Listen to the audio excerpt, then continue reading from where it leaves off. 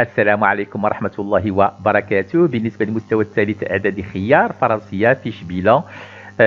Il s'agit de l'explication de quelques processus biologiques impliqués dans le fonctionnement de l'organisme humain. On parlera notamment de l'activité musculaire, nerveuse, cardiovasculaire et activité cérébrale.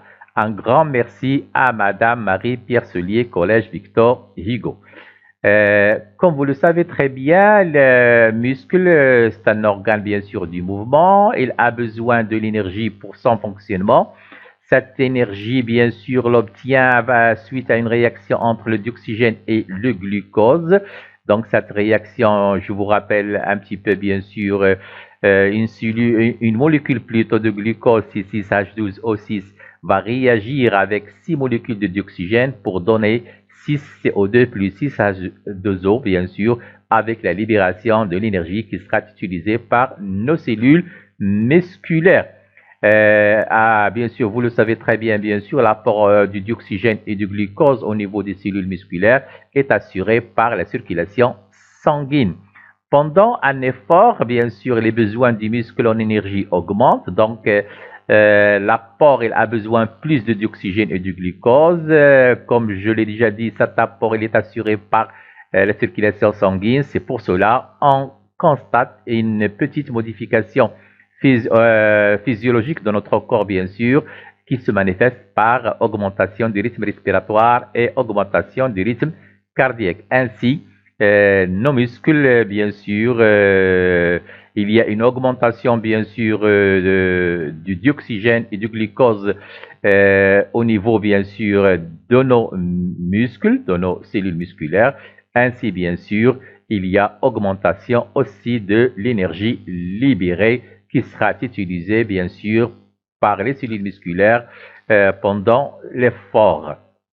À noter aussi que le dopage représente un danger à nos systèmes musculaires, bien sûr.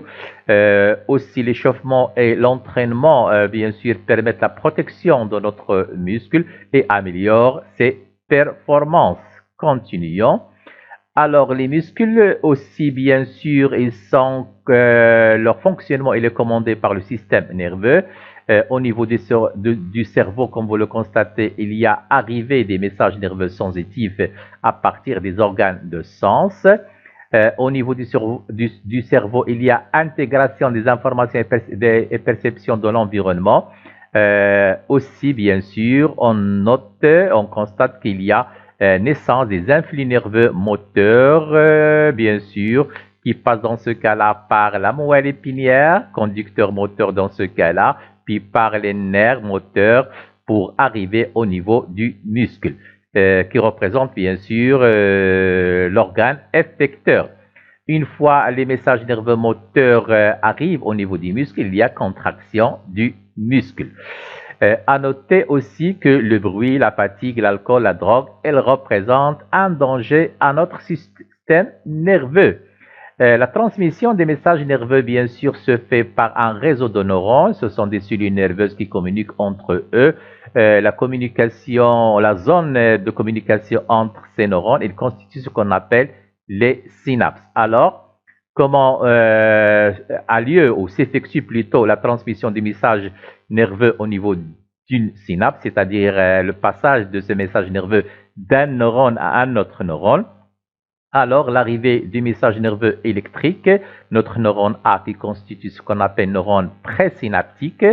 Ce message électrique se transforma en message chimique par un neurotransmetteur, comme vous le constatez, et on retrouve au niveau de notre neurone B, c'est-à-dire neurone présynaptique, postsynaptique plutôt, je m'excuse, on retrouvera notre message nerveux électrique.